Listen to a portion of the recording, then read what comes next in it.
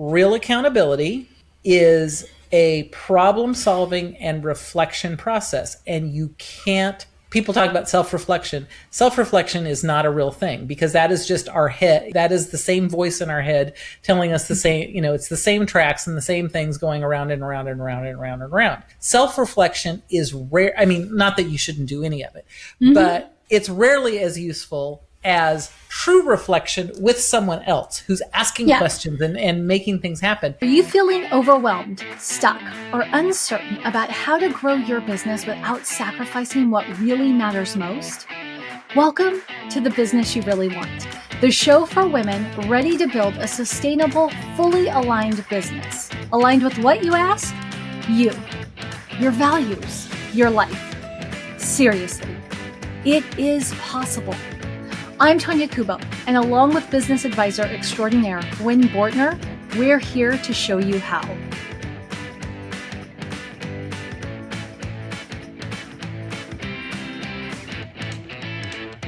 If you've been in business for a while, I imagine you've had at least 1 year where things didn't quite go how you wanted, or at the very least, maybe you had a quarter here or there where things didn't go where you wanted.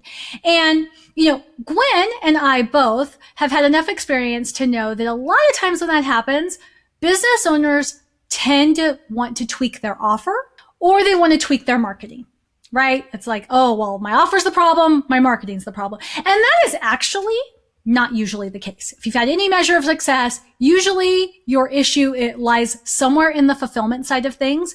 Either the delivery's clunky, there's some confusion, some friction, or maybe there's some problems with the structures that are in place to support that fulfillment. And Gwen, because Gwen is Gwen, would say, or maybe the goal that you're trying to achieve is not in alignment with your values or who you really are.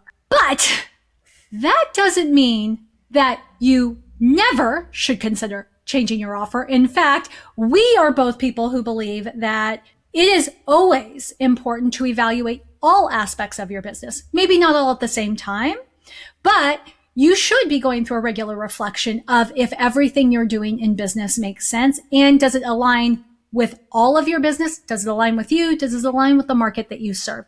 And that is the topic of today's conversation.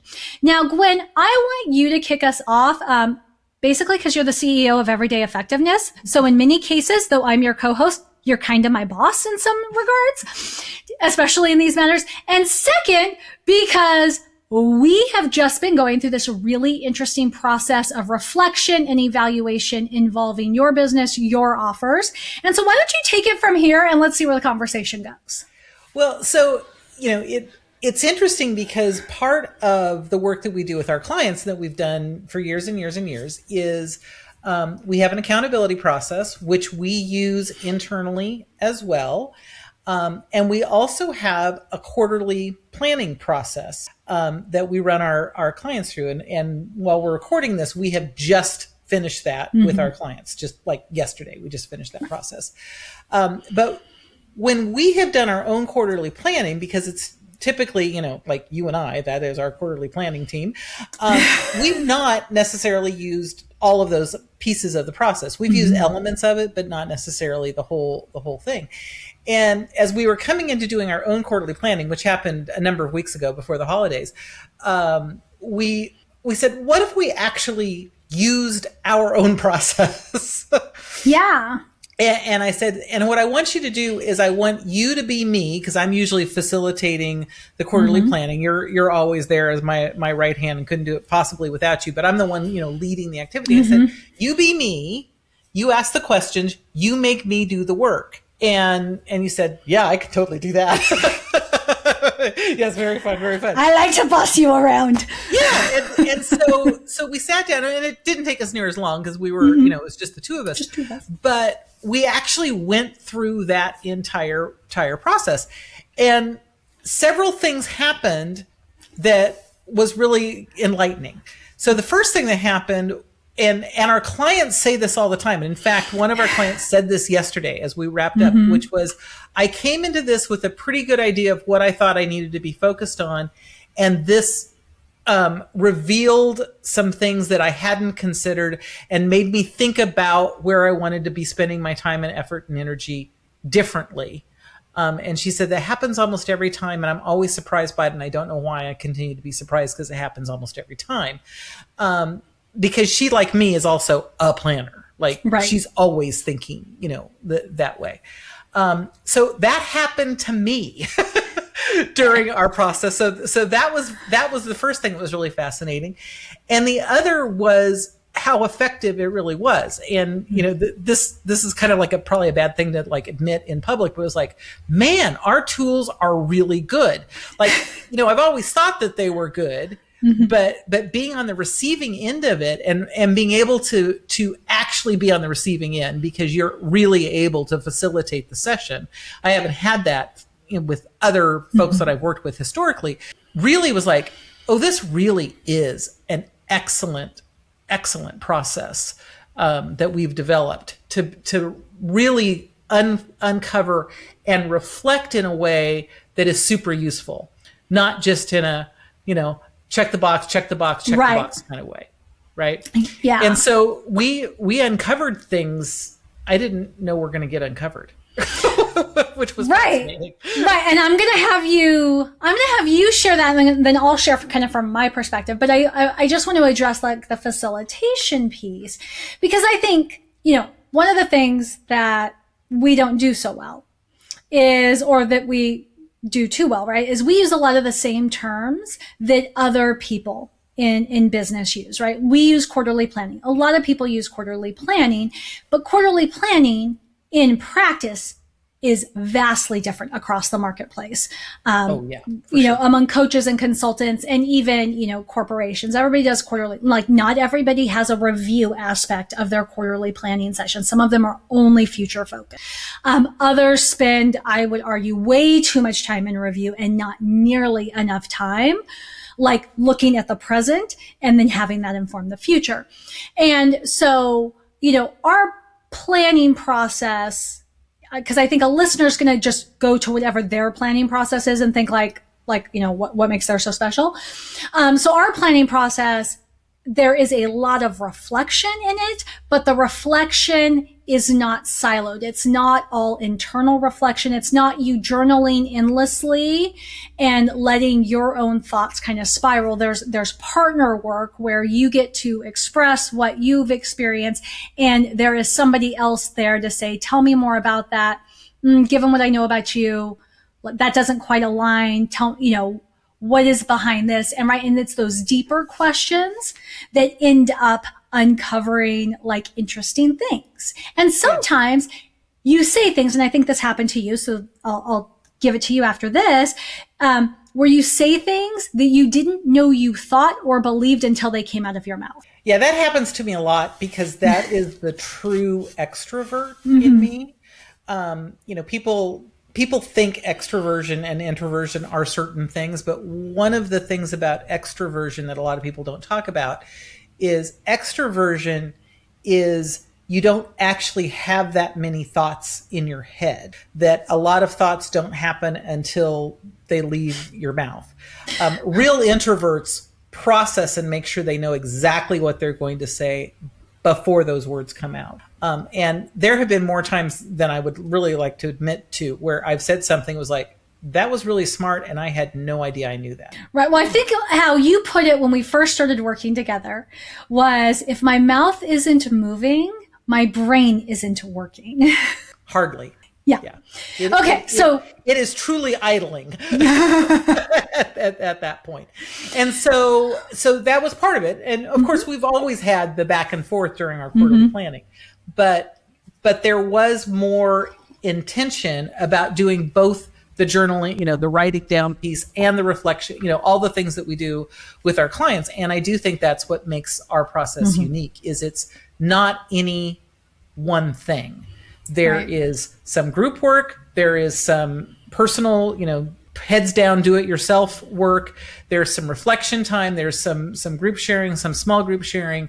There's some using different tools to think about things differently. All of that plays in, and we actually leveraged all of that in our time together. And I think that's I think that was, really, really helpful. Now, what was So- the question you were wanting me to answer? I just blathered like I do. It's okay. It's okay. It was all good stuff. So the question is, so what were the revelations? So the big revelation, and looking back, it's like, well, this is a duh revelation, because that's kind of the thing about revelations. When you look back, they're like, well, of course. I want to say that during that conversation, I think there were 5 different times where I said, I can't believe it has taken me this long to connect these dots, but blah, blah, blah, blah, blah. Yeah, no, exactly. I mean, it's one of those things, like, because to me, that is a lot about revelation. It's like, how did we not see this before? And so the first piece is related to the new offer that we're in the process of developing and refining and working on, which is the accountability training that we're calling the Performance Accelerator, where we train other people how to use the accountability tool that we have and customize it for themselves for their own environments.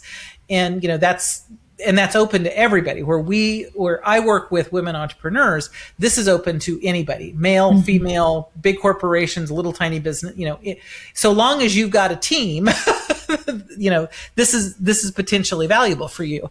And so that's added another element into our pot of things that we were doing. And so that helped me realize that where our current set of offers was getting a little confusing. And how do we start separating them so that it becomes easy to understand what they are?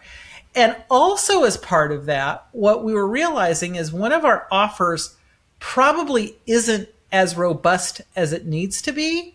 And another one of our offers has been, I'm going to say too robust is probably not really a great description, but that's what I'm going to use, because it's almost confusing for it, because there's a little too much involved in it. And so the idea was, what if we kind of smush those together and create a new offer that kind of takes the best of both pieces and smushes them together.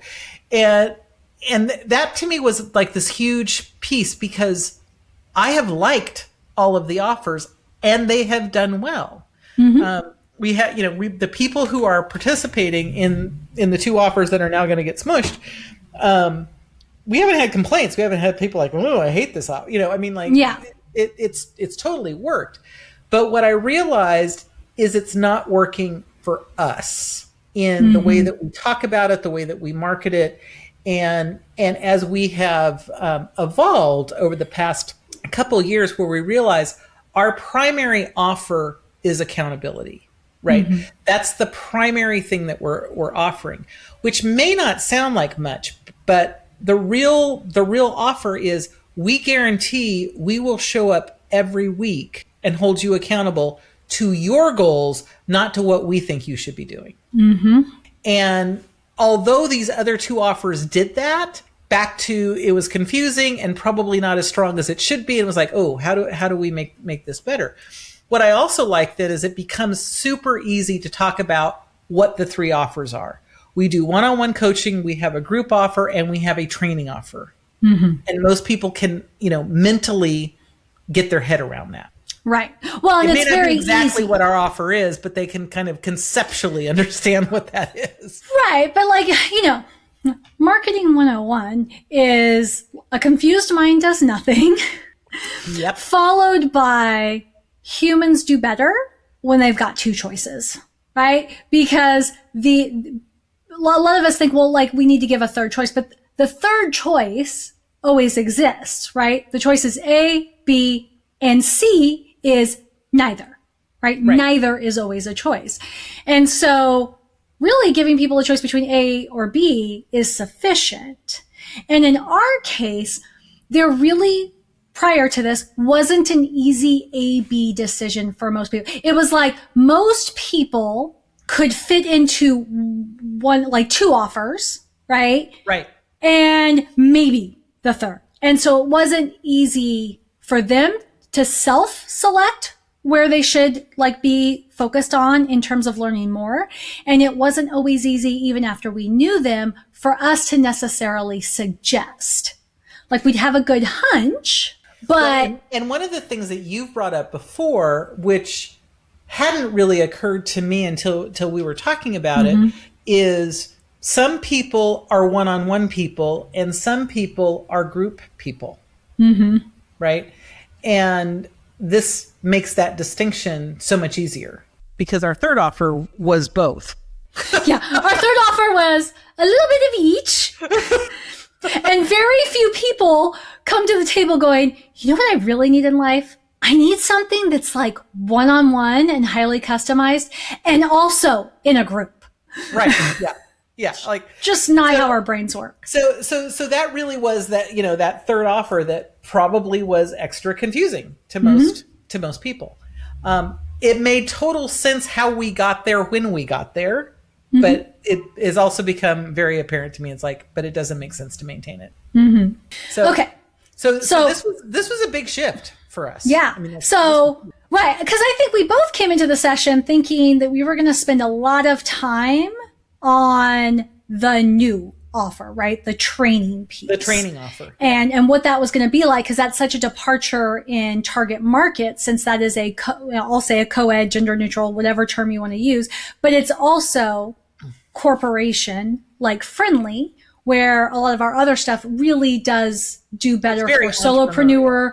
Yeah. Entrepreneurial, micro business, teams Founder. 20 and fewer, that sort of thing. And unapologetically female centric. So we came in thinking that. At what point do you feel like your eyes opened and were like, while that was important, that is actually not the most important conversation to be having?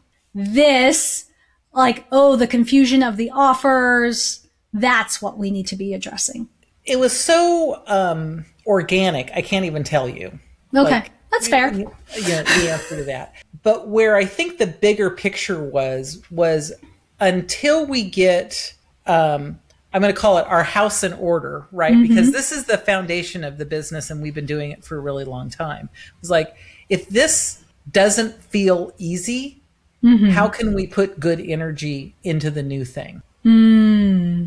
Right? And as we came to this, it was like, this just made so much sense. And I had already had a previous thought, like the day before or 2 days before or something, kind of around this. And so as I presented that, you also were like, oh my gosh, I've been thinking about this too. How do we do this? Because part of the new offer is it's not all Gwen all the time. Right. Which has been different because historically it's basically all Gwen all the time. And so it's a real true collaboration with someone else that's sharing in making the offer, but also in delivering the offer at a peer level. And so I shared, my first thought, and you were like, I've been trying to figure out how to do this with you too. And so that was the other thing that was really exciting, was like, you immediately were like, oh yeah, I totally get this, because this is the answer to the problem that's been rolling around in my brain. Right. At the same time. Yes. So, okay. So to make this interesting and applicable to our listener, the summary here is like we go into this planning session and we have a brand new offer that we want to think about, which really did force us, because as we're thinking about how do we market this without confusing people in the rest of the business, without making people think, oh, we no longer do that, we're only doing this, without creating any kind of ambiguity around what your level of expertise is and where you really excel, Gwen. In all of that, it was like, okay, well, we actually have to dissect each existing offer. Again, to your earlier point, not because the offers are struggling and not doing well. Actually, it's quite the opposite, because all of the offers are doing just fine. Maybe not great, but definitely not poor. Yeah, they're all okay. Right. So we have to dissect what's working, what could be better, and all of those things, because we want to take the best and make sure we leverage that into the new offer. And then somehow in there, this like whole new, I'm going to call it the baby bear offer because it feels just right, emerges. And, you know, do you think, and so here's a question that we haven't discussed, but do you think you could have gotten there all by yourself? Absolutely not. Okay, why?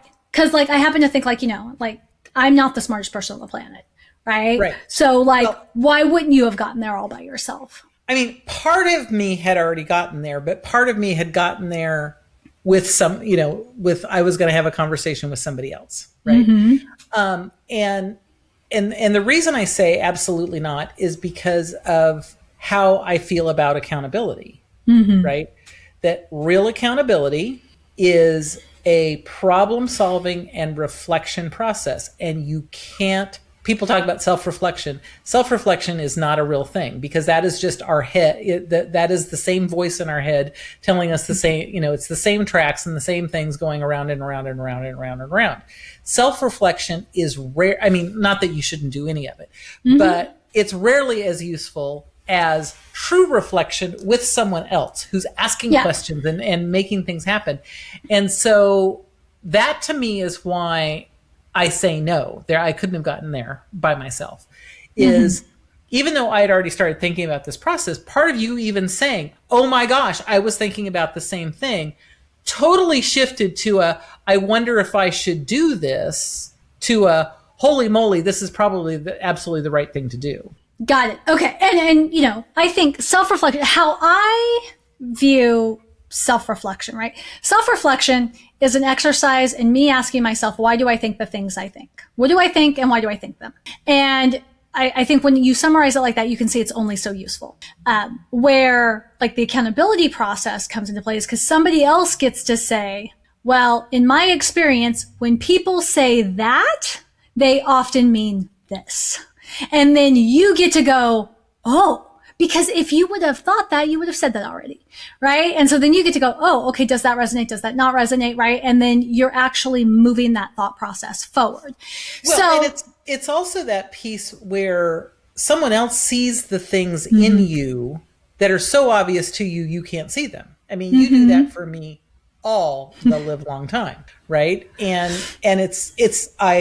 I consider it one of the most valuable things you bring to our relationship is, you know, I say something and you say, but you know, not everybody sees that, understands that, does that, you know, fill in whatever. It's like, they don't? And then you give me like 2 or 3 examples and it's like, oh, right. Yeah, they don't.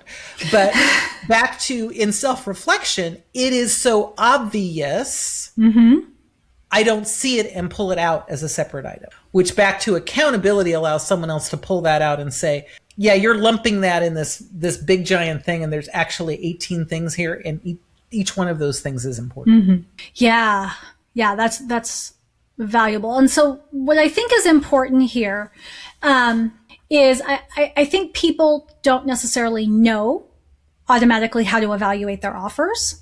I think that beyond what's selling, what's not selling, right? What offers are actually moving people forward and which offers aren't, you know, those are kind of the 2 areas of evaluation. So I would love to leave our listeners with just, you know, some things that they should be looking at. From there, I then want to kind of get really specific on on comparing this new offer to the existing offers so that it is apparent like in how we move through it in answering those questions. So I think, you know, the first thing, like we've already said, it's not that these offers weren't selling, but one of the things that we realized is they felt clunky. They felt difficult to explain, right? We'd find ourselves talking about them and you could tell that the person you're talking to, and I'm not talking about like a prospective client, I'm talking about like socially or talking about them. And you could tell the other person wasn't quite getting it, but was wanting to be polite. And because they're not asking questions, you don't necessarily know what they don't understand, but you know something's off. So they were feeling difficult on that end. And while people were moving forward, I don't know about you, but there's a little something in my gut that was like, but I think they could be moving faster. Yes. Absolutely. You know, like they're smart enough. They have everything they need to actually be progressing toward their goal faster. So like what could we be doing differently to speed up that in the guidance part? Right. Because it didn't feel like they were pumping the brakes. It just felt like they weren't moving as quickly as they could. And so why don't you kind of just very quickly summarize like where we landed in terms of this is the best way to serve the particular people we serve? So, the one-on-one offer, we said, basically we're leaving it. I mean, I've established some levels, which I think are not leaving it as in abandoning it, leaving it as keeping it as it is. We're really not making many changes to it. We've added some levels so that people can kind of understand what they're getting and what they're not. But otherwise, it's pretty much staying just as was. But our offer that was our group offer used to include both a group call that was much more of a mastermind kind of call and a one-on-one call. And everybody gets our weekly course of action, asynchronous accountability process. Doesn't matter who you are. That's just the nature. You come in and work with us, you're going to get that. Right. That's the way it is. Doesn't matter how much you pay. Everybody gets that high touch accountability. Everybody gets that. That's our base offer. And it was that whole thing of like, they don't know quite how to behave in the group, but they also aren't necessarily maximizing one-on-one. I mean, it was, that back and forth piece. And our other offer was just the asynchronous accountability offer, which, like we said, we've seen people make really good progress, but we only talk with them in any sort of a live capacity once a quarter during our quarterly planning. And there's this piece of like, but I bet if you had just a little bit of possibility to ask some questions or to get pushed in a little bit different way, in a live conversation, because there's only so much you can do in an asynchronous environment, right? You could probably get there faster. And so what we said is, okay, what if we kind of combine the two? And we said, you still get the accountability program, because that's the thing. But instead, we're just going to do some Q&A calls a couple times a month. So you come in, bring your question. And, if it doesn't work for you, you're not obligated to be there, because like the mastermind call, you were kind of obligated to be there, but keeping it small enough that people can still feel like they're going to get their time. Because one of the things is I always talk about small group, and as you have said, and I also agree, people define small group differently. For me, small group maxes out definitely at 25. I usually think of small group around, 15 to 25, somewhere in that range or less. Because anything beyond that starts, my whole thing is if it takes more than one Zoom screen, probably no longer a small group. We're starting to get out. Right. Meanwhile, for a few years, I facilitated and coached a cohort offer, and every cohort was between 150 to 250 people. Like my cohorts were all 180 each. And so we had like 60 people per Zoom call. Easy. Right. And it was positioned as a small group, program. I would be like, you lied to me. Now, I doubt anyone would argue that a 20-person group is a small group. Yeah, exactly. There's probably someone who's like, well, no, that's 4 is a small group. Exactly. But for the most part, and so for me, it was a combination of both of those things, that we can keep the calls small enough so that people are getting some one-on-one time and having time to get their questions answered, and it's not just go, and really just brief answers. But at the same point, having the flexibility to come and go and say, I don't have any questions this week. I'm okay. And so to me, it pulled out the best of both worlds. And as we said, it also makes a very clear line of delineation. If you want one-on-one support, because one of my clients that came back to me a while ago said, I loved the people in the small group. I'm not a small group person. Tell me what my offer is as a one-on. Yeah. What are my options for one-on-one? And it was like, great. here we go. This is what your options are. So that to me is also the value of it, is to be able to say, do you like doing group work or do you like doing one-on-one work? If you like doing one-on-one work, here are your options. If you like doing group work, here's your option. Yeah. Okay. So when it comes to evaluating your offers, sort of based on everything you're saying, I've taken some notes on like the questions somebody could be asking. And so I'm kind of going to go through these, and I'm going to kind of use the examples that you've been using. But I think, again, right, too often we end with on an offer as we evaluate is it selling? That's our number one. Is it selling? Is it selling what we want to sell? That's usually kind of where we begin and end. But, like what you said, I mean, first thing is this offer smooth? Does it feel smooth? Does it feel easy to talk about? Does it feel easy to deliver? Right. Is there friction involved in it, either on your end as the provider or on the client's end as the recipient? Like, I think that's the first question. And anything that doesn't feel smooth, it's worth exploring more on that. The second thing, it might be just a tweak. You may right. It might just be change your whole offer. You may just need to make a tweak. Right. And like, in our case, part of the evolution to this is we used to, quote, sell the quarterly planning retreat and say the weekly accountability was a bonus, until we realized that the people who didn't do the weekly accountability didn't move forward. And it was like, oh, the weekly accountability is actually what is giving them the promised transformation. The quarterly planning is what is giving them the continuity of transformation month after month, week after week, moving on. So the second thing you have to ask, and I kind of stole my thunder here, is the offer successful? And when we talk about successful, we can't stop at just, is it selling, right? It's also, are our customers or clients experiencing success through the offer? And related to that also is, how easy is it for them to refer others? Oh, that's a good one. Right? Because that is not on my list. I know it wasn't on your list, which is why I'm adding it. Because if they're having success, but they're not referring lots of others, it means they can't talk about why they're getting. Yeah, it's like they can't put words around the value they're receiving. That is a really good one. So, and then kind of to what I was just saying before is it fulfilling the promised transformation, right? Your sales page says if they give you money, they will get these things. Are they actually getting those things? And how long is it taking them to get those things? Is it getting them those things in a reasonable amount of time? And if the answer is no on any of these things, then why is that?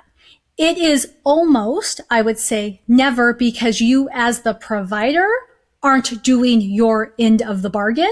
It is usually because there is something that prevents them from holding up their end of the bargain, or there is something that prevents the work they're doing from being visible as holding up their end of the bargain.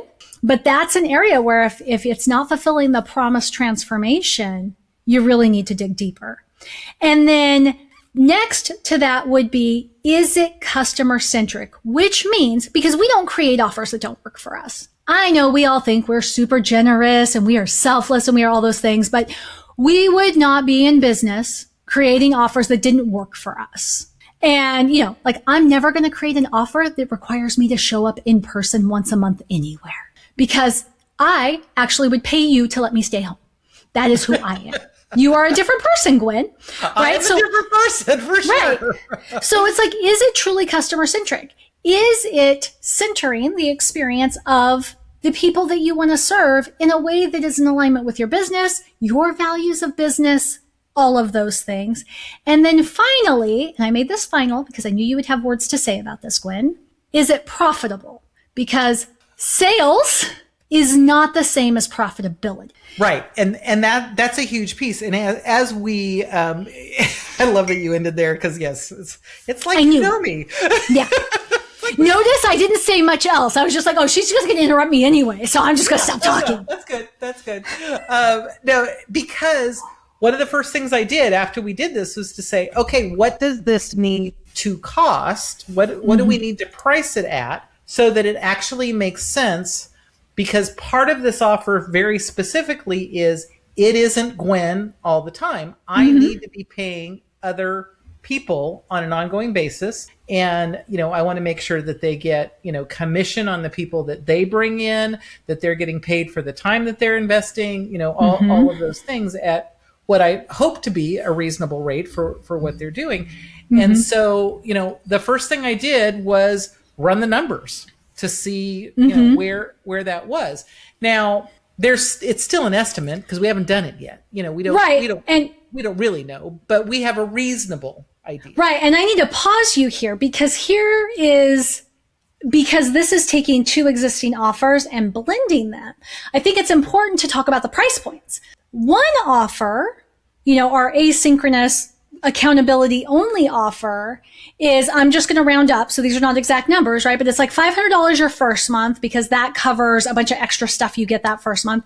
And then it's like $300 every month after. Where this other offer, this, one-on-one plus group plus this plus that was $750 a month. A lot of people would merge the two and automatically default to either the higher, like to an existing price point. They would say, okay, we're going to merge the two, but it's so awesome. You know what? We've got people paying $750 a month anyway. We're just going to keep this one at $750 a month.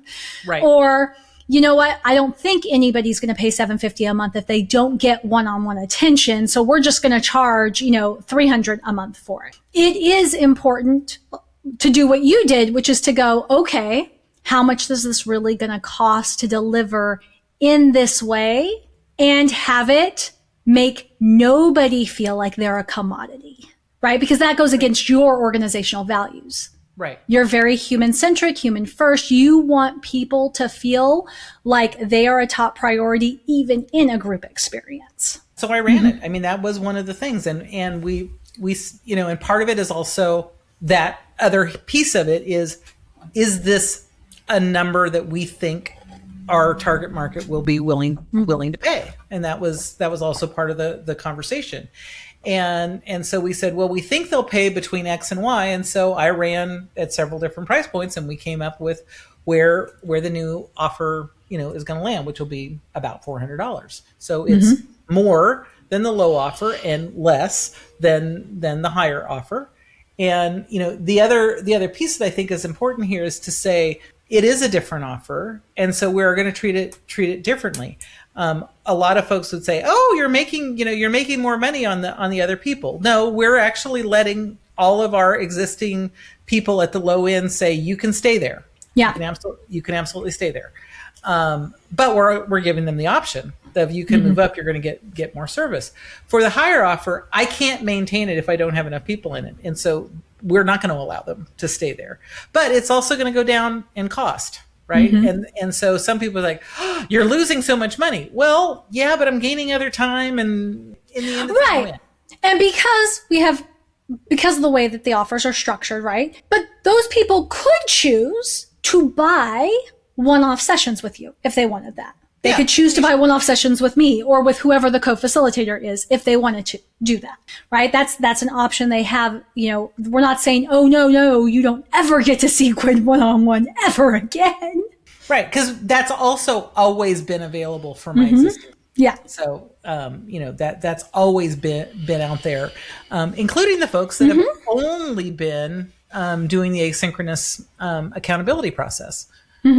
They've always had that option. And so it's looking at the whole thing and saying, does this make sense? And part of it, of course, is also saying, how much time is this going to take for this as well? Because the ongoing time commitment for us is actually doing the accountability, and we're already doing that. That's kind of an existing thing, but it might have been something that you were adding in. You would need to make sure that you're accounting for that, right? Right. But looking at that profitability piece, because a lot of times we get this great idea. It's like, oh, and all it's going to take is blah. And when you start running the numbers, it's like, oh, I'm really not actually making any money. So not something you want to be shifting to. No, or worse, you're paying. Right. Yeah, could be. Could be. Right? Okay, so we started this off really with the idea, I should say, is that while a lot of times your offer isn't your problem, that doesn't mean that offers shouldn't be evaluated and considered regularly. In fact, I would say, and I think you would agree with this, right? You shouldn't wait till your offers are a problem before you evaluate them. Yeah, and I also really encourage you to at least once a year evaluate your offers, even if everything's going great. Just because sometimes the evaluation isn't a big evaluation, it's just a tweak.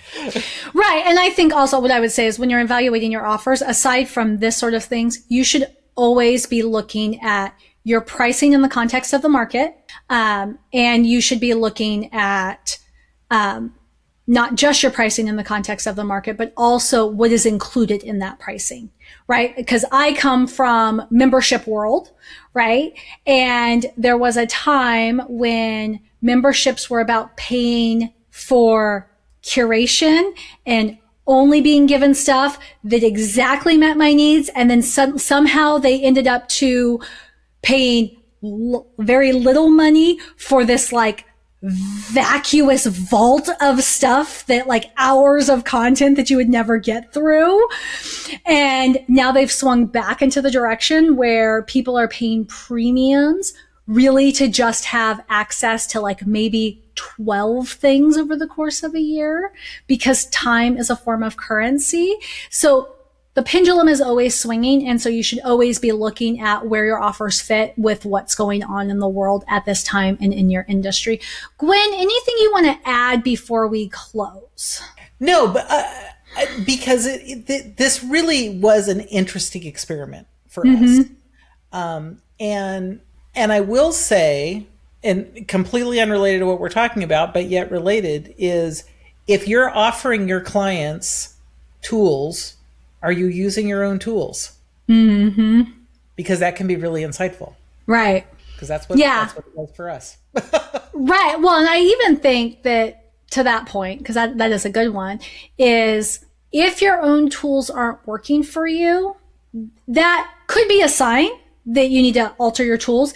But it could also be a sign that your tools are best for businesses or customers at a certain stage, and you're no longer in that stage, right? Yes. And that's important for you to know as well, because that helps you have less waste in your marketing and all of those things, right? Lead generation and all of that.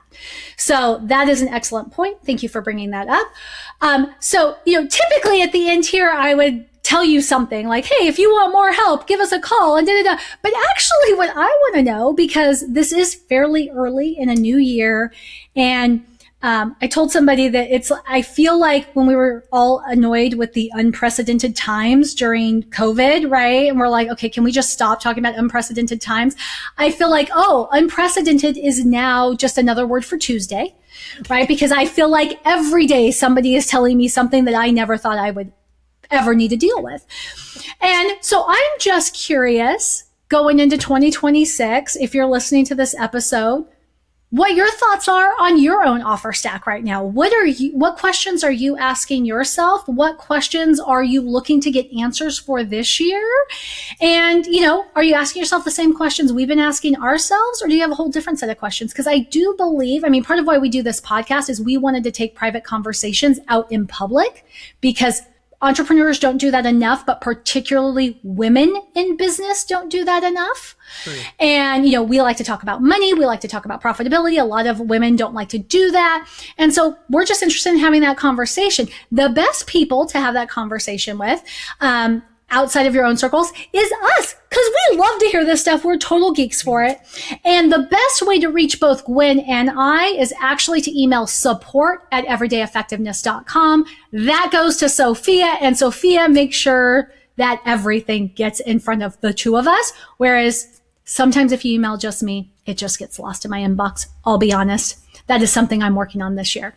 So with that, I hope that you are having a great beginning to 2026, and we will see you on the next episode.